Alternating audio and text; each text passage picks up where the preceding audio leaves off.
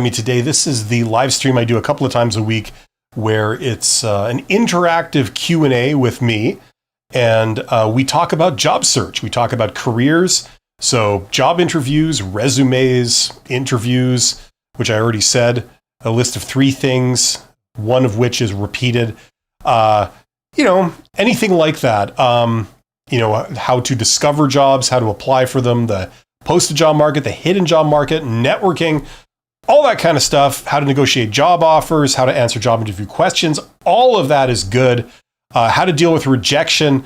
It just goes on and on and on. Ghosting, fake jobs, you name it, we talk about it. Anything along those lines and much more. This episode is called the 2025 Job Search Playbook. It's a live Q&A, and this is episode 85 of Honest HR Nitrous.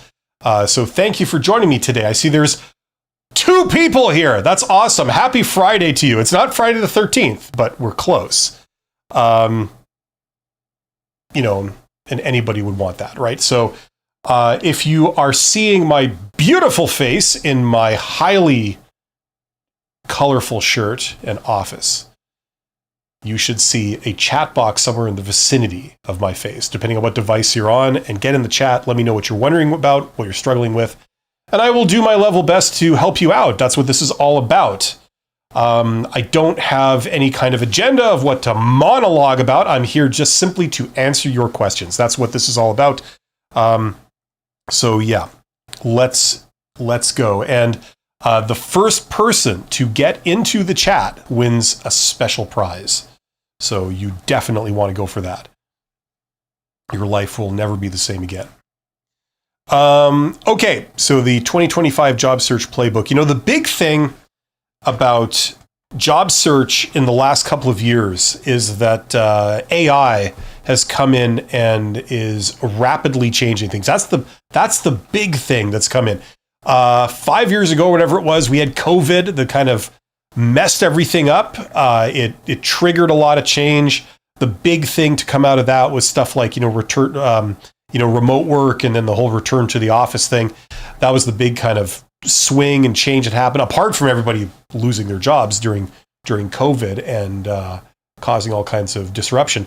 But then we got the sort of rise of AI, and that has really, really affected how job search is done, especially on the posted job market. Hasn't really touched the hidden job market that much. It's given us, maybe a couple of tools that help it to be a little bit more efficient to go about doing what we're doing, but it hasn't really impacted things on the hidden job market.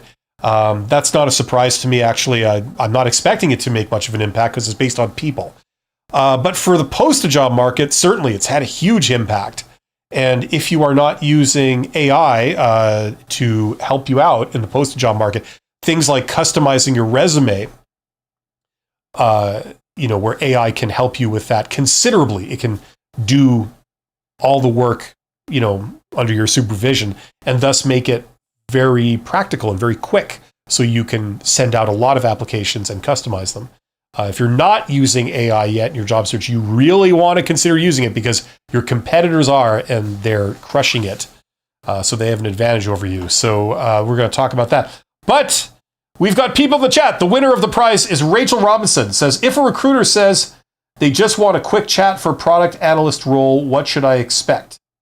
First of all, you win the prize, Rachel, of being the first person in the chat. Your prize is a virtual handshake from me. So it's something like this. Imagine that was in person. It would blow your mind. Okay, so if a recruiter says they want a quick chat for a product analyst role, what should you expect? Well, the thing about recruiters is they're not malevolent, they're not ill-meaning, but they tend to say a lot of things that are not strictly accurate. So a quick chat could mean literally a quick chat, or it could be a slightly deceptive tactic to refer to a job interview. So you might go down there expecting like a 5-minute informal kind of, conversation, and it turns out that you have a formal job interview. So all I'm saying is you want to prepare as if this is like the real deal, okay? So if you get down there and it's a full formal job interview, where you sit down, at a table or conference table or something, and you got 4 people on the other side of the table all staring at you. You got the recruiter and all their compadres, like the hiring manager, maybe the owner of the company, maybe a senior manager or some kind of other person or consultant. You want to be ready. Okay, so that's what I would say. So you can expect that it might actually be just a very quick thing, but there's no way to tell for sure. Prepare for the full deal if this job is important to you. That's what I would say. Okay. Now, in terms of, let's say it's quick, what are they going to ask about? Well, there's no way to know for sure, but if they have any sense of logic, they would only ask the important stuff. And recruiters are there. You see, recruiters are different from hiring managers. Hopefully you know this. Recruiters, they work in the HR department, and they don't know the subject matter of the job itself, okay? Because they might be recruiting for an accounting position. They know nothing about accounting, okay? They're not accountants. So they can't talk accounting with you, right? But, what they care about is stuff that doesn't need them to know the subject matter of the job. Like, for example, are you a fit for the role? Do you actually want to do this specific type of work? Is that what you're looking for? Or are you just here because you need the money, right? You'll do anything for the money. Is that what's going on with you? Or are you specifically looking to do this, right? That's the kind of thing that they're wanting to detect. Do you have any red flags that make you a high-risk candidate? High risk is any number of things. There's like a whole laundry list of different things that they look for. For example, your communication skills, your professionalism, your personal charisma. They're looking for red flags when it comes to that stuff. Things in your past. Have you quit jobs? In which case that signals to them that you're the type of person that quits things. Now, all of these judgments are all based on heuristics. They're based on we don't really know you, and we're not going to take the trouble to get to know you. We're just going to make snap judgments based on statistics and stereotypes, right? People that have quit a job in the past, statistics show, are at a slightly higher likelihood of quitting a job in the future. Therefore, if you've quit a job in the past, we're going to assume that you're more likely to quit a job if we hire you. You're more likely to quit this job. So that's the kind of stuff that's critical for them. The salary thing is also, the compensation thing is also a major, major element. So they're probably going to ask you to your face something about the salary, like what are your expectations or how much you currently make or, stuff like that. So you can expect any of that stuff, any or all. I have to adjust my camera brightness. It's the number one most important thing, of course. But hopefully that makes sense. Get in the chat. There are 9 people here. We started off with 2 and now we're at 9. So get in the chat. Let me know what's bothering you. What are you wondering about in job search? Are you trying to find a job? Do you have any questions? What would you like to know? Would you like to know something about how things work? That would probably be useful for you. Let me know. This is a Q&A.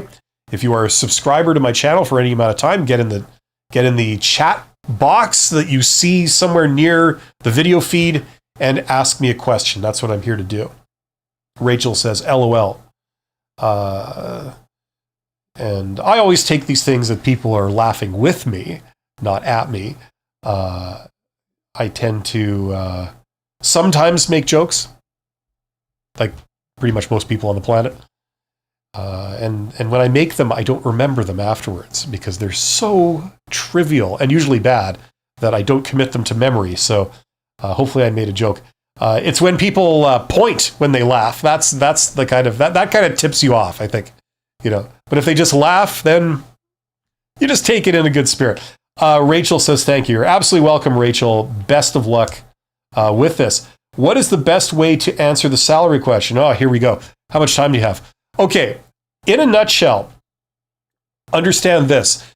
If they ask it to you in an interview, you have some options, okay? But if they ask it to you on a web form, like on a website, when you're applying for a job, usually you have your options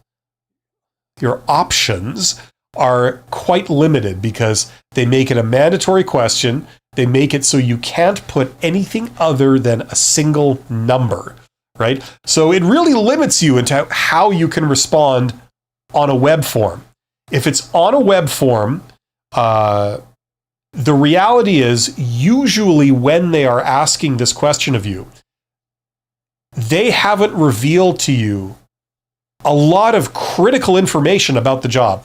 You have no idea what the benefits are going to be. You know, like the benefit package to start with. Like they're asking you how much money you need in your pay, but they're not even telling you what benefits you get. You know, like things like that. You have no idea what the hours are. You have no idea if your boss is going to be a psychopath. You have no idea if it's going to be shift work, remote work, travel.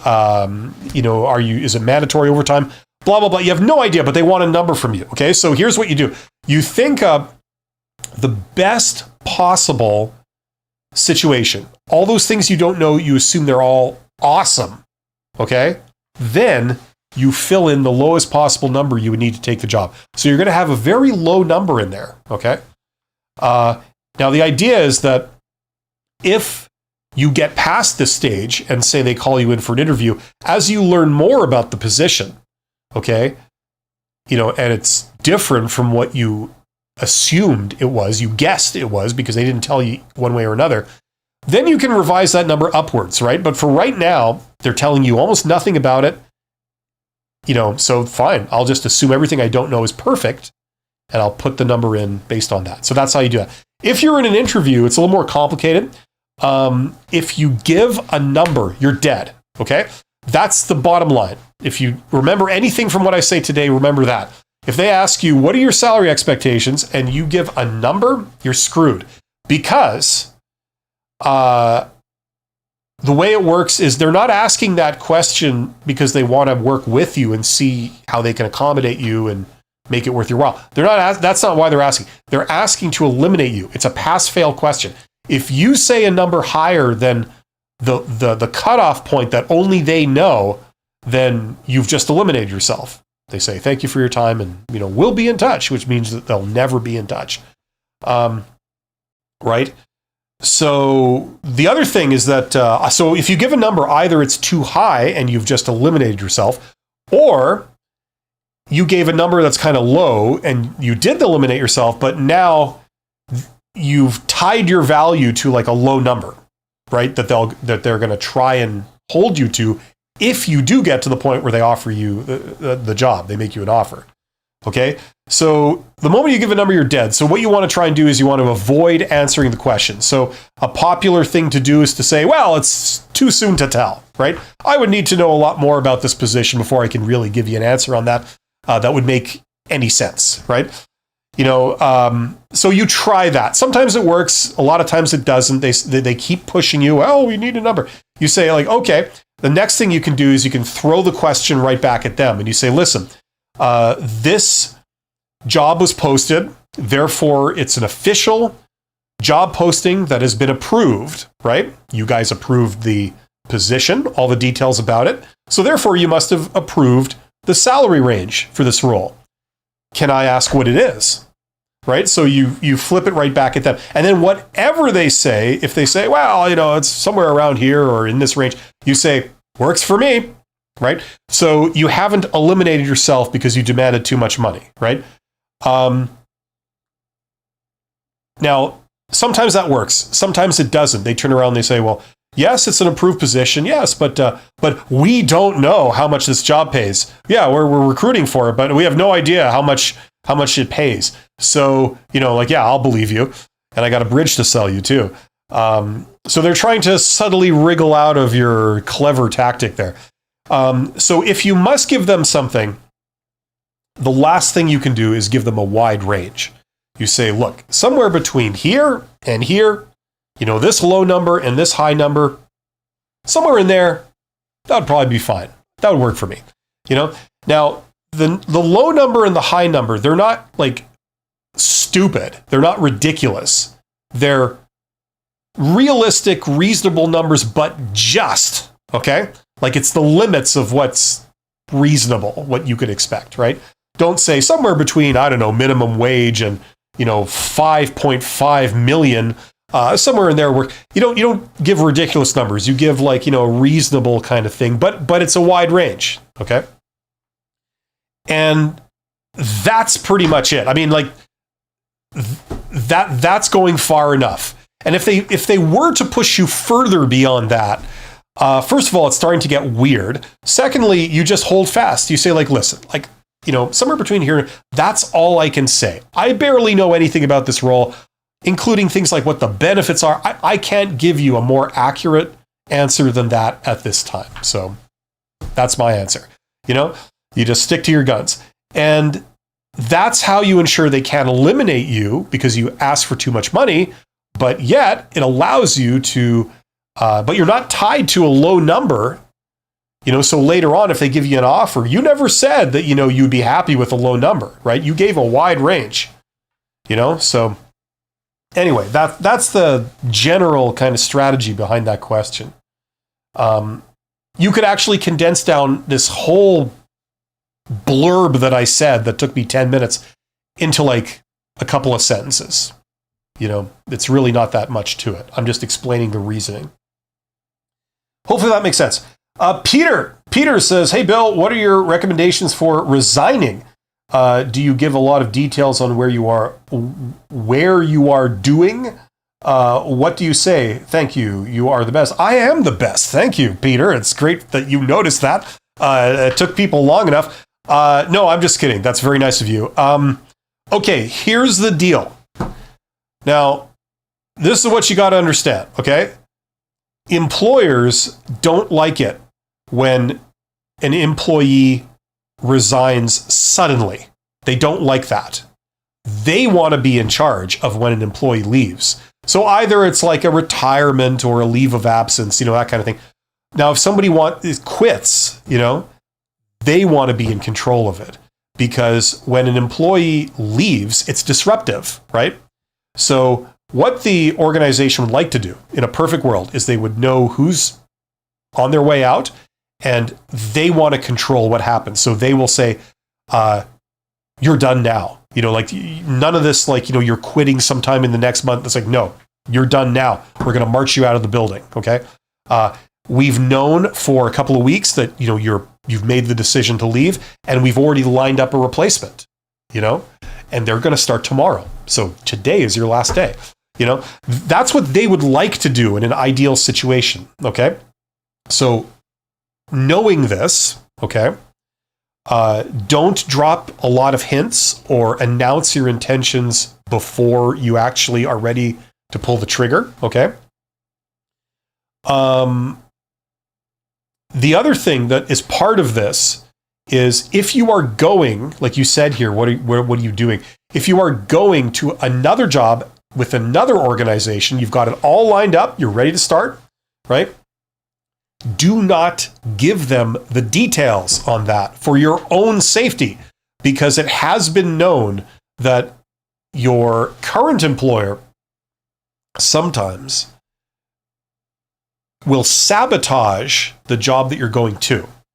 Okay, and some things that have happened in the past are employers finding out that their employee is leaving, and knowing where they're going to, they call up that company that you're going to go to, and they say, listen, I understand that you've employed this particular employee. I think it's only fair and good conscience that I inform you that they have a severe drinking problem. They're borderline psychotic, and we've had considerable problems with them. There's been problems with harassment and workplace violence, and we just think in good conscience you should be aware of this, before you engage them, And next thing you know, that company retracts your job offer. They rescind your job offer, so you have no job now, And there's a number of reasons why companies have done this. There's a lot of incentives coming from different directions to do this. But you don't want to give them the opportunity to do that. So keep it confidential. Don't tell them where you're going, and certainly don't give them specific information like who you're going to be reporting to at that company and when you're going to start and what your role is going to be. And, just keep it under your hat. Just tell them, listen, I'm leaving. Now, the way you resign, okay, what I'd recommend, and this is pretty common knowledge, is you want to do it two ways. You want to do it in writing, so it's official, right? Like by sending an email, okay? That email should go to your boss, it should go to your boss's boss, and then it should also go to the HR department, okay? Then, like when you're ready to pull the trigger on this, you send the email, okay? This is presumably at work. You send the email. Then you go and you also inform your boss verbally, okay? So you say, listen, I'm leaving. You don't give them a ton of like sob story and reasons and details. You say, listen, I'm giving you my notice. As of right now, I am leaving the organization. So however much notice you need to give, and that varies because of a bunch of different factors, give them the notice and tell them right to the person's face as I smack my microphone around. Okay, that's how you handle that. And, you do it in such a way that you come out on top. Okay, they can't get at you, they can't sabotage you, they can't persecute you in a variety of ways. That's kind of the way to do it. Make sure that all your loose ends are all tied up before you send that email, before you pull the trigger on it. And clean out your desk or your locker or whatever you got. That's a mistake I made once upon a time in a past life when I left a place. I had two offices in two different locations, and I announced it, and then I got marched out of the building right there, and I got the opportunity to sort of clean out my stuff from that location, but not from the other location. And they're like, yeah, we'll send it to you. We'll send it to you. They didn't. So I'm sure it went all into a dumpster somewhere. But yeah, so just do everything you got to do before, and then send that email. Helicopter says, hello, gang. Hello, Helicopter. Peter says, I also followed your salary advice exactly a few weeks ago during the interview, and it worked. Well, great. Good. That's awesome. Congratulations. I'm glad that it's working for you. Rachel Robinson says, thank you for that, Bill. You're absolutely welcome, Rachel. Yes, there are 15 people here. We've reached the end of the chat. Get in the chat. Ask me some questions. That's the whole point of this. This good, fun thing to do that hopefully is helpful. Right? But in order for it to work, I need questions, right? Yes. Does this mean I have to fill? I'm going to fill. All I'm going to do is very briefly, I'm just going to say, get that course. If you are trying to find a job, if you are lost in the sense that it's not working, you don't know what to do, you don't know how everything works, okay? Get that course. That's where I put all of my advice all in one place in a logical order with templates, with procedures, like everything. So check that out. That will help you get hired in the posted job market. It'll help you get hired in the hidden job market. Okay, so if you're looking for how to do that, get that. Also, that contains a lot of stuff that I haven't shared publicly about the hidden job market, about how it works and what you can do. So if you've watched all my videos and stuff, but you are interested in that, check that out. I never stop evangelizing about the hidden job market. 80% of jobs that exist are in the hidden job market. All the job postings you see, that's 20% of all the jobs that are out there. So what you're seeing, all those jobs, you think that's it? That's only 20% of all the jobs that actually are out there that you could get. Just that you're not seeing the others because you discover them through different channels, through different means. Right? The short answer is you access those with some form of networking, right? And I always have to explain this because a lot of introverts like me freak out when they hear that. And you shouldn't, because first of all, Networking means people talking to other people or people communicating with other people. That's all it means. And it also doesn't require that you know a million people or you know anyone really. You know, as long as you can send a message to someone over social media, that's kind of the only thing that's really required. You know, so anyway, so in that course that we're talking about, I've given you my preferred method of finding opportunities in the hidden job market that are tailored for introverts, people that don't have a huge network of connections and people that don't really do well talking on the phone or talking in person to strangers. This is kind of tailored for you. So check that out if you're interested. In the meantime, get in the chat or else I'm just stuck here filling dead air or talking about my courses. You guys don't want that. Give me a question to answer. What is on your mind? What are you wondering about? What are you struggling with? This is my sort of platform for answering those. I usually don't respond to questions in the comments because it's just too time consuming to type it all out, right? Instead, I'll answer it verbally on a live stream. So that's the deal. Yeah, get in the chat. There's 10 people here.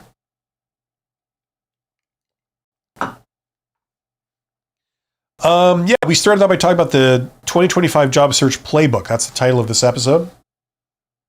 You know, the playbook is essentially that you need to, if you're going for posted jobs, if you are, you need to tailor your resume for each one, right? That's the trend right now because it's a response to the fact that these posted jobs are getting hundreds of applicants to them, right? That's kind of what's happening on the other end. That's what they're seeing. Your application is going in with hundreds of others. It's a challenge to elevate yourself above the crowd when you're going in with hundreds of other people. You know, the way you do that, or the way you stand a chance of doing that, is by tailoring your resume to that specific job, right? So everything that they said they're looking for, or certainly a lot of it, bam, bam, bam, bam, bam, it all shows up on your application. You know, you can speak to it. Even if you don't meet the requirement fully, you can still speak to it, you know, and you have that right up front. So you seem like a good match. And you're also doing things that like this that will help you, whether it's a human looking at your resume or more likely it's, you know, an ATS, an applicant tracking system that's looking at your resume. So software that filters your resume or your application, right? So the name of the game is like how to customize your resume or your cover letters or your applications, how to do that in an efficient way that allows you to apply for multiple things every day. It's simply AI is the answer. You know, it doesn't do it for you. You use it as a tool and you direct it and it does the heavy lifting for you, right? So if you're not doing that already, just know that you know, and if you're not getting any results and it's not going anywhere fast, this is the solution. This is the answer. Okay, that will help you. Okay, it'll help you to get results. And this is all in the posted job market. The other thing that's obvious that you can do is you can learn about the hidden job market. That's where the good jobs are. That's where instead of going in with hundreds of other people to apply for the job, you're going in with one or possibly even two other people, and that's it. You know? So there's substantially less competition. So those two things alone really merit checking it out if this is a new thing for you. Now, the other thing is I always say, I don't require you to take my word for any of this. I'm trying to encourage you to go out and do your own independent research on these things and learn about it yourself. Discover that what I'm saying is true and, you know, how does it all work? And I'm ready to help you, you know, because there's a lot of young people that have never been exposed to this. They've never been taught about it in school and they haven't seen it, you know, right in front of them. So they conclude that either it doesn't exist, it's all like some kind of con or something or lie, or it's some kind of weird euphemism for corruption, like nepotism and things like this, which it isn't, you know? So, yeah, don't take my word for any of this. Go out and do your own independent research. If you go to ChatGPT, for example, and you ask it, like, what's the percentage of jobs that exist that are posted, you know, something like that, and it'll say, well, it's like 20 to 30%, whatever it is, right? Whatever number, but it's like a low number, right? You know, where are the others and how do you get the others? Like, you could confirm it on ChatGPT or any other AI tool, or go to Google and look at articles about it, you know, whatever you need to do. Like, for me personally, the last 20 years of my career, I mean, everything I've done has been in the hidden job market, or whether it's been an actual job, or it's been like contract work, you know, that kind of stuff, gig work, which is what I do. I'm a consultant. I'm a management consultant. So, you know, I don't work for anybody. I just have clients. So all of my clients I got by doing the thing that I mentioned earlier that's in this course, you know, the way to find opportunities on the hidden job market. You know, and the last few jobs I got were on the hidden job market. They weren't posted publicly. I didn't go in with, like, you know, hundreds of other people. You know, I got it by basically communicating with people one-on-one, and then, you know, when it's serious, you go in and you have a meeting with them, well, like the equivalent of a job interview. It's much better than a job interview because it's not an official job interview. It's just two people talking, and they ask you to come down and talk with them. So you say, sure, yeah, I got no problem. It feels like a referral, and it's very positive. Unlike a lot of job interviews where it's not positive, it's stressful. You don't feel respected. You don't feel valued by these people. You're just treated like a number, treated like cattle, you know? Anyway, there's a limit to how much I can talk without actually being able to answer any questions. So, okay, there we go. Look at that. I should do this more often, get a little impatient and see if it produces instant results like it just did. Okay, Jay Knoth, if that is your real name, says, had a phone screen on Wednesday, interview with hiring manager on Monday, with option of video or audio only, which they say won't count against me. Yeah, that doesn't feel very humanizing, does it? I'm 58, concerned about ageism. Will audio only hurt my chances? Listen, Jay Knoth, you're awesome. You're highly employable. You're highly valuable, okay? This is a thing where, you know, it's unknowable. You're damned if you do and you're damned if you don't. You know, if I'm starting to not be able to say words properly because I've been talking so much, but you know what I mean? There's no way to know. You don't know any of these people, right? You don't know what their preferences are. You don't know how they think, and you don't know the situation on their end. You don't know if they've already got someone picked out for this. You don't know if you're the only candidate interviewing for this. You don't know if they're comparing you and 40 other people side by side. You have no idea what's going on with them, okay? So now, maybe there's a way of finding some of that stuff out. Okay, some basic due diligence, if you haven't already done it, would be like just to Google the company, see what they say about them on, you know, websites where you review employers and things like that. You know, just to see if there's any kind of thing you can glean from that. But other than that, like, it's unknowable, okay? So don't stress out about it, okay? Do the interview. If it were me, personally, I would turn the camera on. It's just the professional thing to do. Let them see how, you know, professional you look, how professional you dress, how you've done your grooming, and, you know, you seem like you're taking this very seriously. Let them see the expressions on your face when they say things. You know, they tell you about the job and you react very positively to that. You seem interested. You seem passionate about doing it. And also you seem relatable. You seem like the person they would want to deal with on a daily basis. If the hiring manager is at this interview, and hopefully you know who the hiring manager is, that's the person that, if you get the job, they'll be your boss, right? So if they're at the interview, they can see, like, they got a good impression of who you are and how awesome you would be to work with them every day. Okay. So if it were me, I would turn on the camera when you don't know either way. If, it's just the more professional thing to do. You've got nothing to hide, take the extra effort to like groom yourself and dress properly for it, and then turn on the camera. Don't have any stupid things in the background. Just have it, make sure the technology works and you don't bungle the whole thing trying to switch your camera on or something.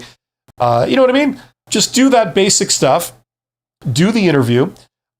There's not much you can do about ageism, when they don't hire you because they say you're too old, right? Like, ageism works both ways. There's not many 21-year-old CEOs of Fortune 500 companies, That's, you could argue that's ageism. Yeah, it is. They don't hire those people in those roles, right? In the same way that, some people don't want to hire young people, they don't want to hire old people. You know who's not going to hold the fact that you're 58 against you? A 58-year-old. Okay? So go to a place where, the person hiring is right around your age, like that's ideally what you'd shoot for. Okay? I know that doesn't help you in this situation. The only other thing you can do is you can do a preemptive strike and proactively address some of the common things that people assume about older candidates that are negative. Like maybe they're too stuck in their ways, they're not trainable, they don't like dealing with young people, and they're not up to date on current technology or something. Like, I don't know what those would be. I'm not an expert in this. But, you could probably think of about 4 or 5 of those. Preemptively bring those up and demonstrate that that's not you. You're passionate about, like, the new stuff that's coming down the pike, like new technology, new ideas. You find it very exciting. It's incredible what is going to happen, right? You have energy. You have all the, stuff that people are going to make bad assumptions about. If that's what you're afraid of, bring it up ahead of time. Not in a negative way, but just slip it in and say, like, actually, I'm quite excited about, where this is going to go, signaling that some of these stereotypes about older candidates don't apply to you, right? That's what I'd say. Okay, like between all of that, I think, that's the best you can do. And then going forward, if you're really concerned about the ageism thing, check out stuff on the hidden job market. Check out, how to get a job there if you haven't already done so. Because certainly if you use tools like LinkedIn to see inside of companies and, contact the people that you would contact there and reach out to them, you can see, like, is this person 21 or are they 85? You can kind of tell that from their picture. Not always, not always. It is possible to really push the limits of plastic surgery so far that, you look 21 when you're 85. That's what I'm waiting for,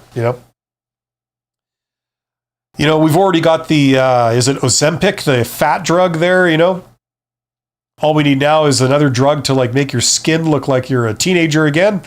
You could glue on some hair and away you go. Just hang out with really young people and take a group shot, and it's like the perfect crime. But hopefully that helps, Jay Knopf. Konshu says, I have a Zoom interview for a TV sound supervisor. Any advice? Well, on the Zoom interview, you better have damn good sound on your end in the job interview if you're going for a TV sound supervisor. That's all I'd say. Okay. Make sure you're using a good microphone. But more than that, it's more than just gear. It's knowing how to use the gear. That would be like sudden death elimination if they show up for an interview. I don't care if you're the most brilliant person in the world. If you're going for a sound supervisor position and the sound's not good, they can barely hear what you're saying, it's compressed too much or not enough, or, like it's loud, but they can't understand your words, that would be bad. Any advice? I mean, just like, here's some basic stuff you can do if you haven't already done it. Go on things like ChatGPT or Gemini or whatever AI tool of your choice and say, listen, I got a interview for a sound supervisor position. What are the top 10 skills that they're probably going to be probing for, or the top 10 things they're going to be probing for to see about me? And what are the top 10 job interview questions they are likely to ask me, right? You know what I mean? That would be like the due diligence basic stuff that you would do as the sun comes out and it looks like I'm broadcasting from heaven. Let me turn the brightness down a little bit. There we go. Something like that. Something like that. There we go. This one is still bright, but that's okay. You know what I mean? I mean, that's kind of the basics. Now, if you're new to this completely, okay, there's about 10 standard job interview questions that you're pretty much guaranteed that they're always going to ask. They may ask the question in a different form. They might not use the same exact words, but it's the same question, right? So there's about 10 of those, okay? 10. That's 10. And I do that twice. Because what I did is I said, that's 10. There's 10 questions, right? It's like, yeah, we're number one, Okay, so practice those, learn how you answer those. I've done videos on my channel that have gotten millions of views. Like you can watch my videos or get the answers from wherever. The other type of question that they can ask you are behavioral questions. Those are tougher because they're asking you about a personal story from your past. That's not something you can memorize off the internet, right? Everyone's going to have their own different answer to these questions, right? So those are the questions to start with. Tell me about a time, tell me about a time you did this, right? The other problem with those questions that makes them challenging is that there are so many of them that you can't possibly, plan out answers for each one and memorize them all. It's just not possible. They could say, tell me about a time that you showed exceptional creativity in a situation where your boss was not able to handle the problem and they delegated it to you and no one else was available. Tell me about a time when that happened to you. How did you do it? I just made that up off the top of my head. That's a behavioral question. Do you have an answer prepared for that? Of course not. So the way you go about answering those is a little bit different. You kind of do it backwards. What you do is you get 10 stories you choose 10 stories from your past. 5 of your most shining moments at work. And then 5 from like other areas, like, where you had to deal with conflicts, where you had to show creativity, where you failed in some way and then had to sort of pick up the pieces and move on. You're going to vet those stories. You're going to make sure they're appropriate to say in the interview. They don't signal bad things about you. You're going to then practice saying those stories in under a minute.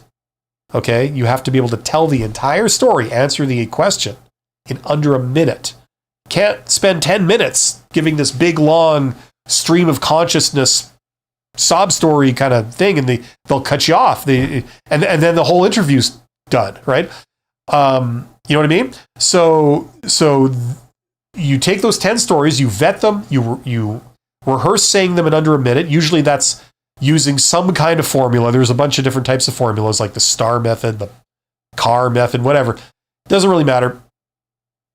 And then if they ask you behavioral questions in the job interview, whatever they ask, you're going to pull out one of those 10 stories, the one that is the answer is the closest to that question. And then you're going to say that story. You're going to tell the story. You might have to tweak it, change a couple words, but it's basically there, right? And that's how you answer those. So that's basically how to pass a job interview. So this TV sound supervisor thing, if you got an interview for it, I would prepare for that, Hopefully that helps. Jay Knoth says, thanks so much, Bill. Love your videos. You're absolutely welcome, Jay Knoth. And I love your name. It just rolls off the tongue. That's good. You could either have a boring name that just people can say it, like Bob or Jim or whatever, or you can have something a little abnormal, shall we say, that sticks in your mind. Those are the people with personality. Those are the people that you end up remembering. So that's definitely you. So thanks for being here and asking your question there. Get in the chat. We have 11 people here. The whole point of this is for me to answer questions that people might have. So I'm in search of questions, something you're wondering, something you're struggling with. If you ask that in the chat box, I will do my best to help you and solve your whole life for you. You're welcome. That's what it's all about. I'm just playing with the brightness of my cameras here because I'm an absolute whiz with the very latest technology. The computer that I use to do all my YouTube stuff is this main one in my office, and I assembled it myself in 2010 and have not upgraded it since. And it's hopelessly obsolete.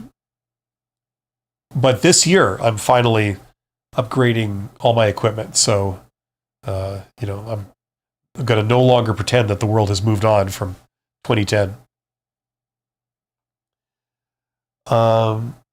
Conchu says, thanks, great advice. I watch your YouTube videos. Well, thank you, Conchu. I'm glad that they're working for you, and I'm glad you're getting something out of them. So thank you for being here and asking your question. I'm sure other people are benefiting from this too, so that's great. Not to sound like an arrogant prick, but that's the whole point of this. That's why it's a shared live stream, so that, when I give the answer, hopefully, maybe it's wishful thinking, but other people can benefit by hearing it. Yeah, job search it's kind of a touchy subject, because when are you looking for a job? You're looking for a job when you're between jobs, and that's usually the point of your life where you feel the lowest. It's like the low point of your life. Your self-esteem, self-confidence is just in the hole. You feel about this tall, and that's when you're enduring the greatest amount of rejection you'll probably get in the course of your life for a lot of people. And it's also the time when you have to appear the most confident and like you have all the answers, So it's just a puzzling time. It's an abnormal, extraordinary time. Not easy for a lot of people. And if that's you, I wholeheartedly sympathize and empathize. One of the chips on my shoulder is being in that situation many, many, many years ago, and encountering some really unprofessional, nasty recruiters that kick you when you're down, that almost want to shame you, treat you like garbage, going down to job interviews, meeting hiring managers like that are just arrogant as all hell, that say tremendously cuttingly blunt things to you, that tear you down like right to your face, and it's not even like you didn't even walk into it, you didn't set it up. They just decide to do that for almost no reason. And I remember thinking like, what are these people's problems? I concluded it was a form of little Hitler syndrome, like where these people have a little bit of power. They got the power to hire somebody. So that power goes to their head and they feel really tall. And they want to project that power on people and say, I'm up here and you're down there. And that's how they get off. That's how they get that sense of self-worth, and it's pathetic, really. And unfortunately, I get the vibe that there's too many people like that in these positions that are hiring, at least judging by a lot of the comments that people have made on my channel. It's really unfortunate. It's really sad to hear it too,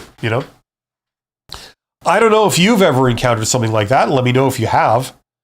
But there's a lot of that going on right now. And, with things like fake jobs and stuff like that, fake job postings, where they post a job, but and it looks like there's a real job that they're looking to fill, but there isn't a real job they're looking to fill. There isn't a vacancy anywhere. They just put up a posting, but they never really intended to hire anyone. Or maybe it wasn't so malevolent, but one way or another, they're not hiring anyone for it. It's really tough on people.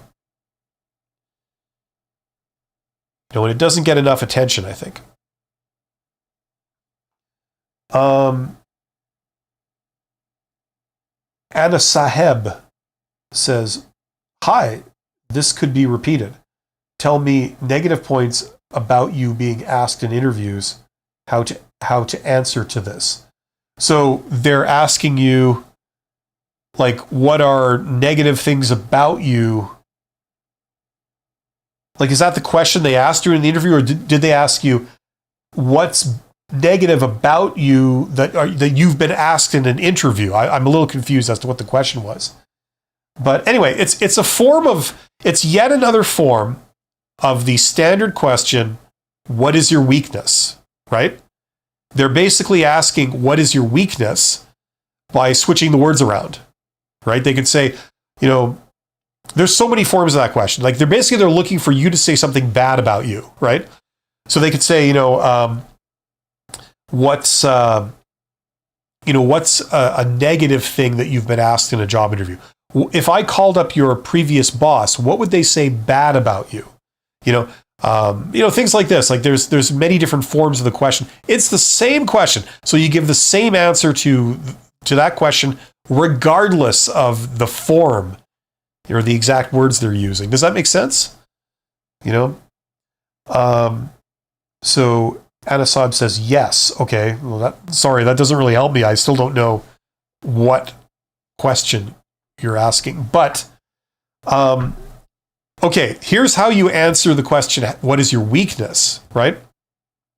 Now, first of all, I want to put some disclaimers on this, because a lot of first-time job seekers and a lot of young people are very gullible with this. They have been conditioned to believe that, when someone in a seeming authority position tells you something, they must be telling you the truth.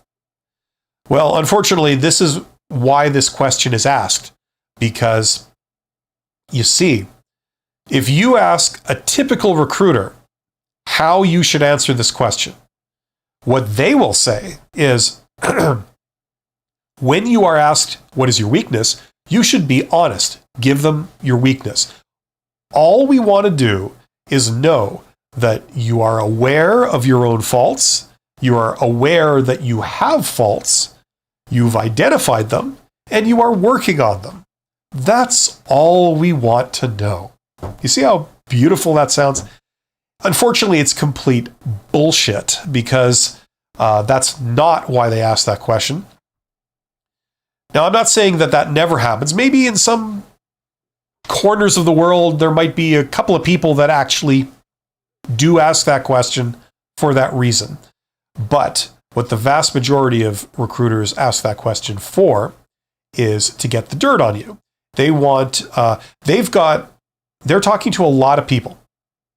And the process from their perspective is like a big funnel, okay?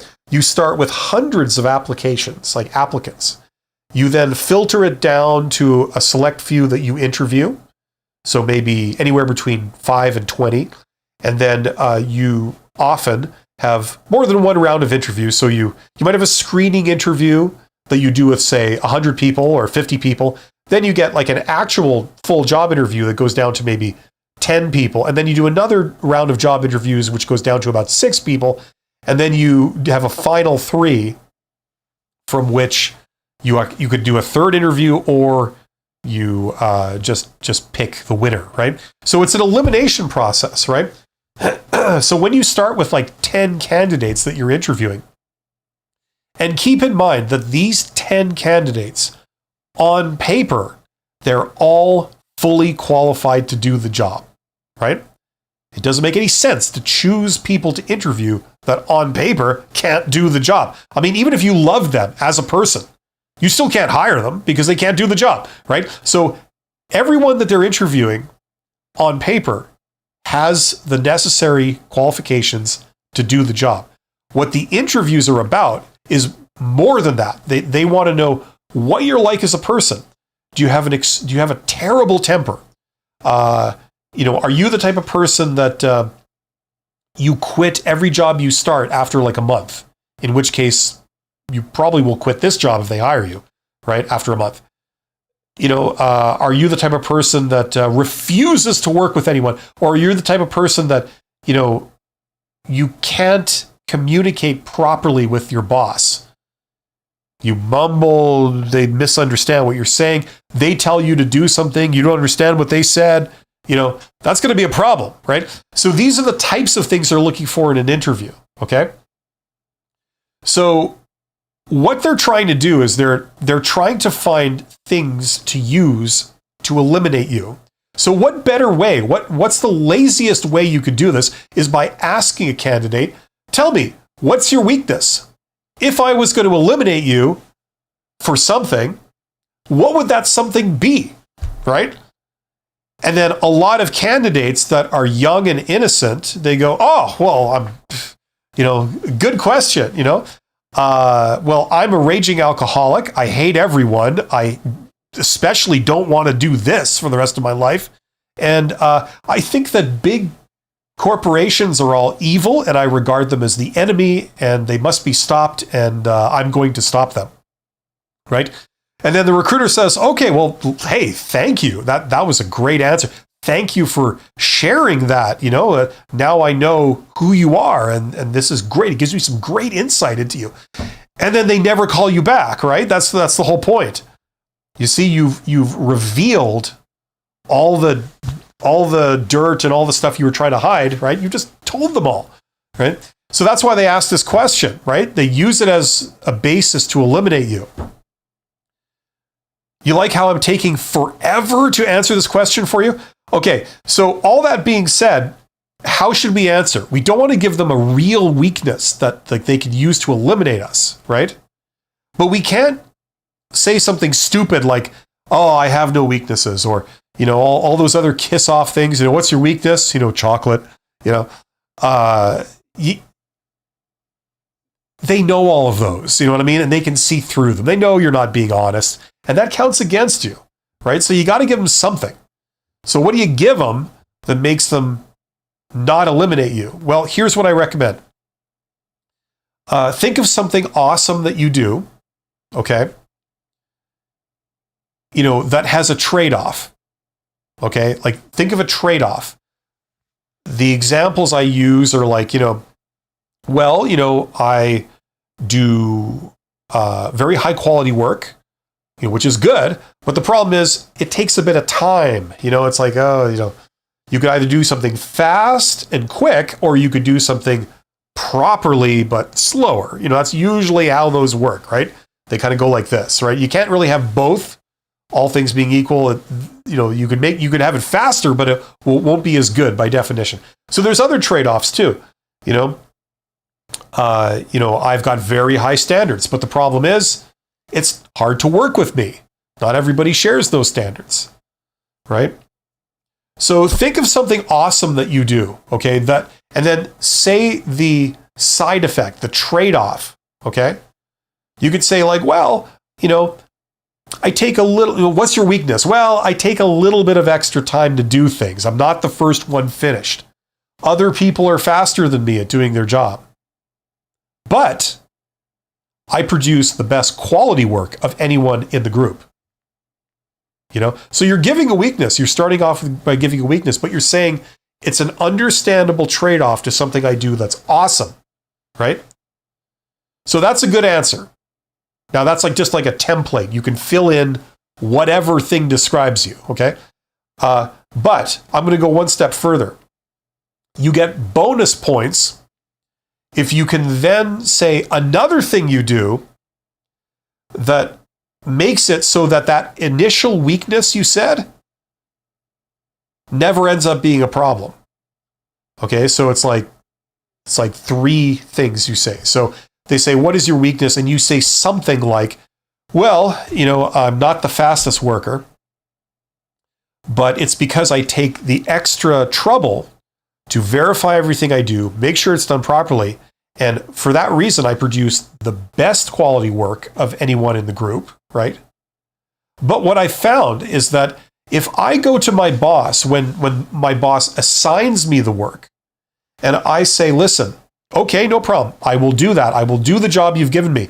But now, if I were to finish in, say, 2 hours, is that okay? I give them a time frame that it's going to take me to do it. And 90% of the time they say, sure, yeah, that's fine. So the whole fact that I go a bit slower, it ends up never being a problem. Right? So in the end, you've answered their question. You've given them something legitimate that is a weakness. So they can't say you didn't answer the question or you're being hostile, right? But they can't eliminate you for it because it's an understandable side effect of something you do that's awesome, right? That makes you a good employee. And then you've also, as a bonus, said another awesome thing that you do. So you've used this negative question as a platform to tell them 2 things about you that are awesome, that are reasons why they should hire you and pick you.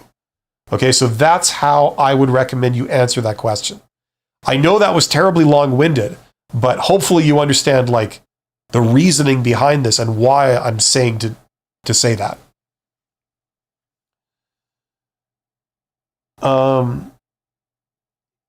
Yes, what is your weakness? Thanks, fantastic answer. Okay, great. I'm glad that worked for you. Okay, we've been going for about an hour. I'll give it another 2 minutes or so. If anybody has any other questions, please get in the chat, let me know, and I will answer them. Anything to do with job search or careers. In the meantime, while I'm waiting for that, check out that course. My Get Hired course. That's where I put all my advice in one place. There's a link in the description to the course. There's also a link in the description to a video I've done that describes the course. It explains how it all works, what you get, what you can expect. So it's as transparent as possible. The course itself tells you how to get hired in the posted job market, so you can get those jobs. It also tells you how to get hired in the hidden job market, and you can get those jobs. Those tend to be the better jobs, and there's a lot of them. So if you never heard of the hidden job market, you don't know what it is, or whatever, don't take my word for anything. Go out and do your own independent research. I strongly encourage you to do that. Okay, step into this larger world. Okay. If you want to see some things from me that talk about that, there are a couple of videos in the description box below. They're videos of mine on my own channel. One is called Hidden Job Market. Okay. The other one is called How Successful People Get Jobs, which is what I'm doing is I'm showing you a method especially tuned for introverts that allows you to use things like Google Maps and LinkedIn to reach out to the employers all around you and put yourself forward for all kinds of jobs. As I smack my microphone.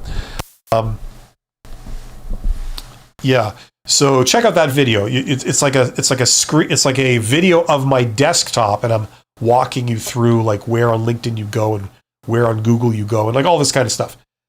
So check that out if you're interested in that kind of thing. In my opinion, all job seekers should be interested in that kind of thing. That's where the good jobs are, and that's where 80% of them are.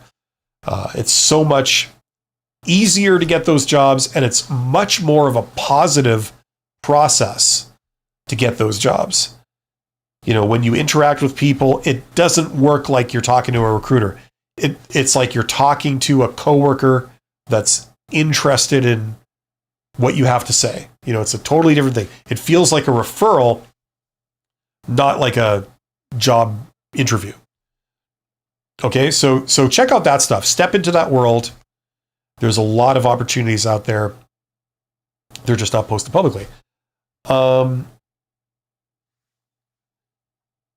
Anna Saheb again says, hey, Bill, I have another question. I have 5 years of job. Do I need to mention in my resume, and what should be my answer in the interview? You lost me there on that one there. I have 5 years of job experience. What's the question? Like you're saying, what should my answer be? But what's the question that they're asking you? If you could clarify that for me, please, Anna Sahib, I'll be happy to answer. If you can just help me understand what the question is. Danielle says, are you aware of the Cleaver personality assessment? And if so, what are your thoughts? I recently had to take one for the job. I'm not aware of it, and I have no desire to be aware of it. You see, these things are like flavor of the month. They're fads. They've been doing these for at least the last 30 years. There's always some new test of choice. They never last. They always move on to the next thing, like very quickly. So I personally regard it as a waste of my time to really become familiar with any of them because they're going to be gone pretty quickly. There's two big personality tests that I think have some value. And I'm not a psychologist, like full disclosure. This is just my opinion. I mean, I've been a CEO and I've made everyone in my company or a company that I wasn't the CEO of, but a different company. I made everyone in the company take the Myers-Briggs type indicator because it's valid for some things. Like it's not this be-all, end-all that they tried to artificially turn it into like 10 years ago and then promptly declare that it's not accurate and therefore it should be tossed out, which is what they did, which is stupid, But that's the one that I used to use because it was demonstrated to me some of the practical value of it way back in the day. And that was maintained by several companies and several things that I saw. So that's the one. You also have the big one, is it the Big Five personality test, whatever it is. Anyway, the number one personality test. I was never really into that one, but it does have some value. That's where it rates you on 5 sort of factors, And that's about it. That's about as specific as you can get because the more you try and tell about someone with the psychometrics, the more flimsy it is and the more they can game it. I've gone for all day psychometrics for CEO jobs and things, where they release a report that's this thick, literally, about all the psychometrics tests they've done and what are the conclusions. And, it's all, I managed to game a lot of it, and this kind of stuff. So it just shows you how kind of silly some of it is if you know what they're trying to look for. So listen, I'm very cynical about this. No disrespect to you or to these people. I don't know what that test is about, but I've seen many of these things come and go. It sucks that they make you sort of conform to this stuff because it's all a substitute for getting to know you. They want to know you without getting to know you because that takes too much time. So they just want some quick and simple way of knowing all about you. The only problem is that there is no shortcut, really. These are very imperfect things. And the other thing is that a personality test, okay, that if it's valid, it will tell them your personality, okay? But that's not the same thing as being suitable for a specific job. That's what HR in the recent years doesn't understand. And there is no peer-reviewed academic research that shows that those two things are the same because they're not, I've been in jobs where we've had introverts as some of our best salespeople, Technical introverts were some of our best salespeople. For inside salespeople, you had people that totally broke the mold in terms of the personality. But they were smart. They could really relate to the customer, the person with the questions. And they knocked it out of the park. And that kind of breaks the mold on some of the personality stuff that says, for example, you must be an extrovert to be a good salesperson, right? That's one of the very dumbed down, simplistic things they're going to reduce it to in seeing if you're suitable for the job. And it's crap. It really is. There might be some broad trends, but, it's far from conclusive. And that's why it's a shame that they're making you do that, because they're going to judge you not on you. They're going to judge you on the assumptions and stereotypes that these tests are associated with.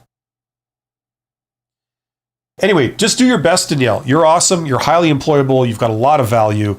And it's just such a shame that people don't want to see that directly. Instead, they make you jump through all these hoops and then make a judgment about you, which says more about the test than it does about you.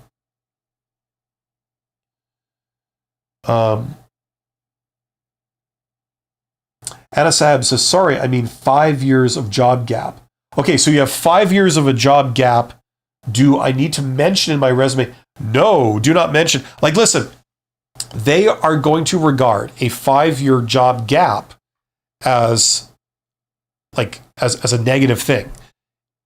The way they think is they're going to think, okay, this person wasn't employed for 5 years. We don't know why that is. Now, oh, sure, they're telling us it's because of this, and that sounds harmless. But do we know that that's the truth? We don't know. They could be lying, and there's no way to really verify.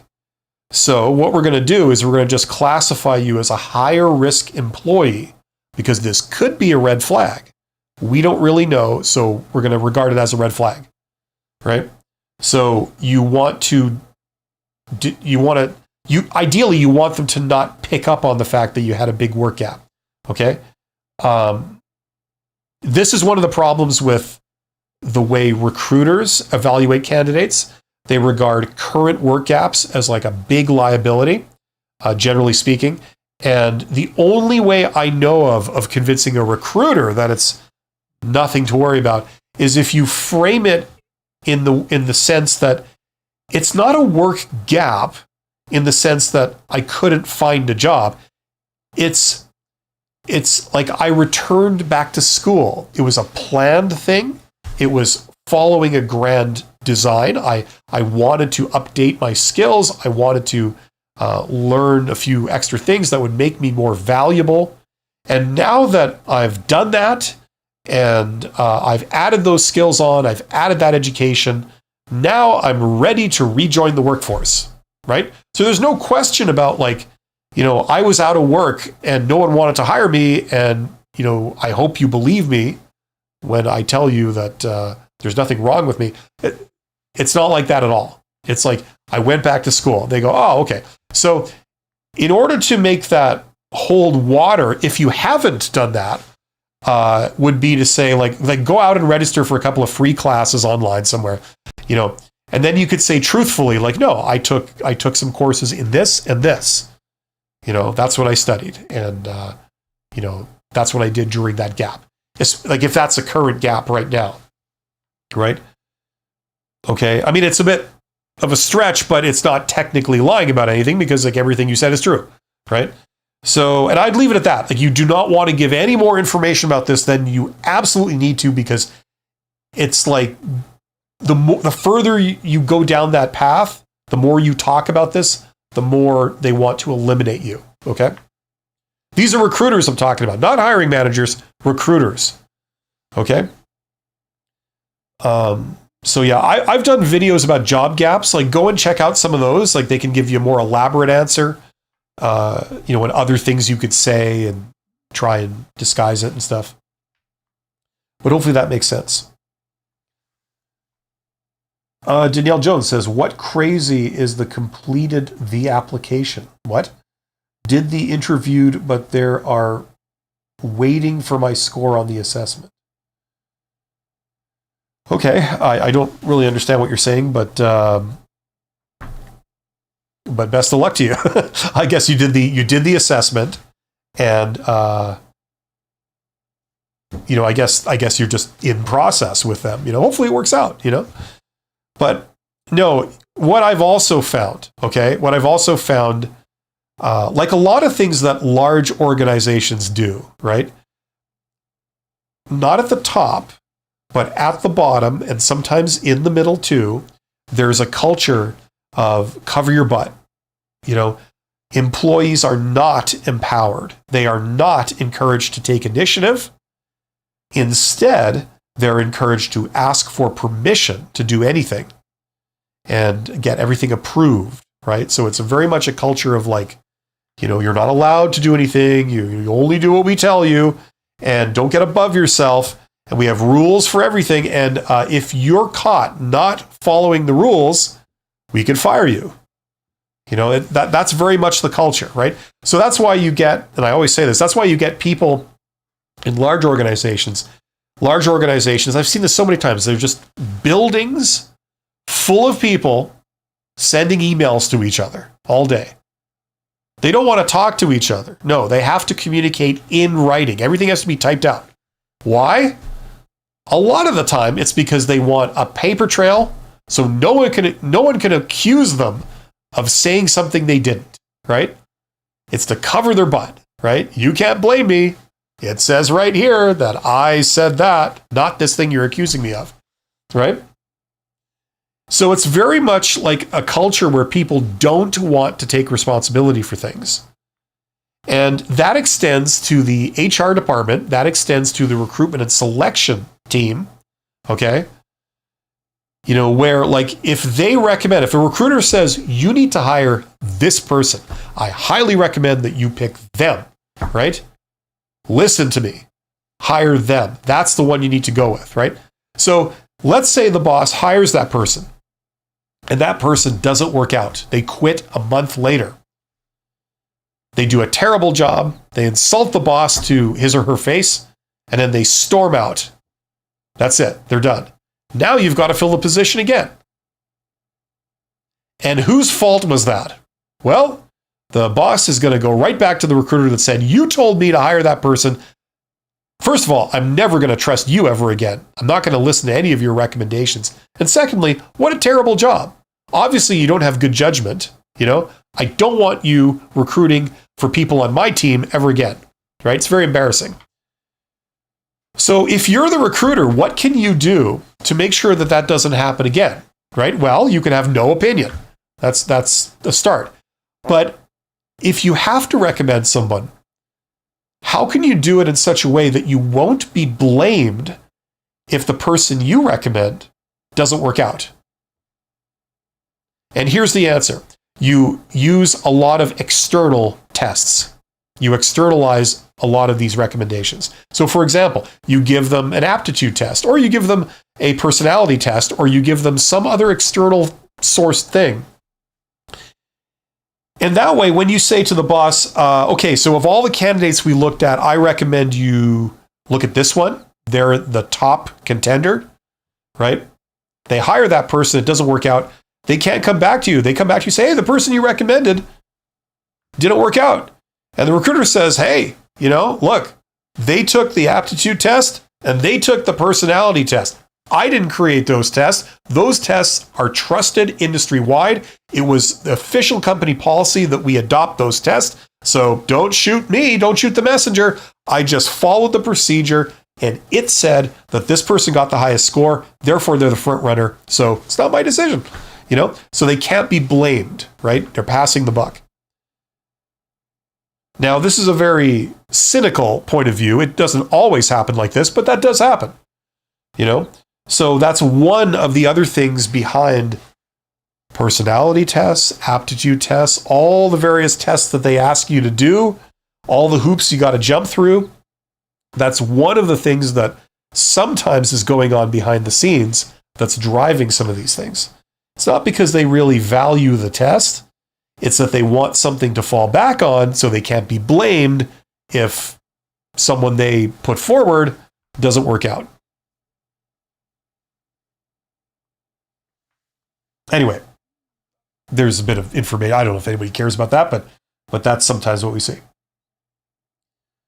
Anyway, okay, so we've reached the end of the chat. There are 14 people here. Thank you for being here today. You guys are awesome. I wish you every bit of luck in the future. Check out that course. That's my course with all my advice in it for how to get hired for the posted job market, hidden job market. If you're an introvert, that's tailored to you. It's like how to get a job on the hidden job market when you don't want to call anyone on the phone and you don't want to meet anyone you don't know in person. What can you do? Well, it's all in there. So check that out. If you want to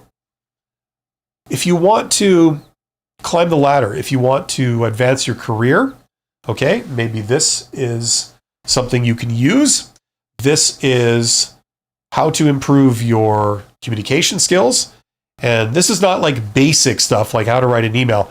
This is like more advanced stuff. Everything I learned about communication skills, going from a supervisor to a CEO over a couple of decades, I put into that course.